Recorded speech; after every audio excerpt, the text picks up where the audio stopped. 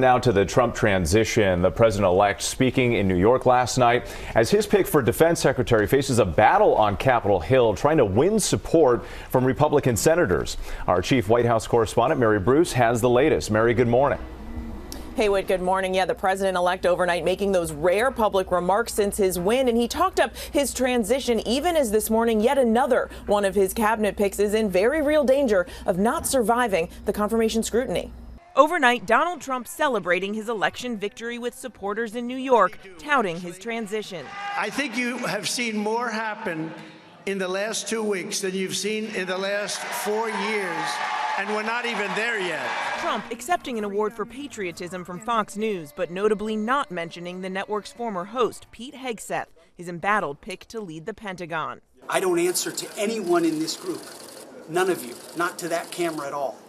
I answer to President Trump. But we've learned Trump has expressed to those close to him that Hegseth should have been more forthcoming about the challenges he could face in the confirmation process, as he now fends off allegations of sexual misconduct, excessive drinking, and financial mismanagement. Multiple sources tell ABC News that Hegseth will be getting an FBI background check. His attorneys saying they received FBI forms this week. I'm a different man than I was years ago, and that's a redemption story that I think a lot of Americans appreciate. Hegseth can only afford to lose the support of 3 Senate Republicans and still get the job. Behind the scenes, Trump's team watching closely to see if he can win over female senators, given those allegations and Hegseth's insistence that women shouldn't serve in combat. So far, just 2 of the 9 female Republican senators are on his side, Marsha Blackburn of Tennessee and Katie Britt of Alabama. The support of Iowa Senator Joni Ernst will be critical. She's the first female combat veteran to serve in the Senate and a survivor of sexual assault. But so far, she's not convinced. I think for a number of our senators, they want to make sure that any allegations have been cleared, and that's why we have to have a very thorough vetting process. Trump posting this morning that Hegseth's support is strong and deep, adding Pete is a winner and there's nothing that can be done to change that.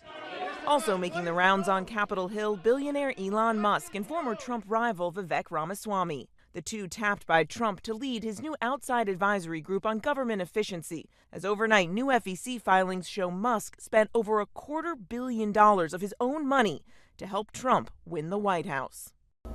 Now, Pete Hegseth isn't Trump's only cabinet pick now facing serious pushback. This morning, nearly 100 former national security and intelligence officials in a letter are voicing real concerns about Tulsi Gabbard, Trump's pick, of course, to be director of national intelligence. They are citing her inexperience and urging senators to carefully consider if she's really equipped for the job. George. And Mary, inside the Biden White House, discussions of possible preemptive pardons for political targets for prosecution by the Trump team.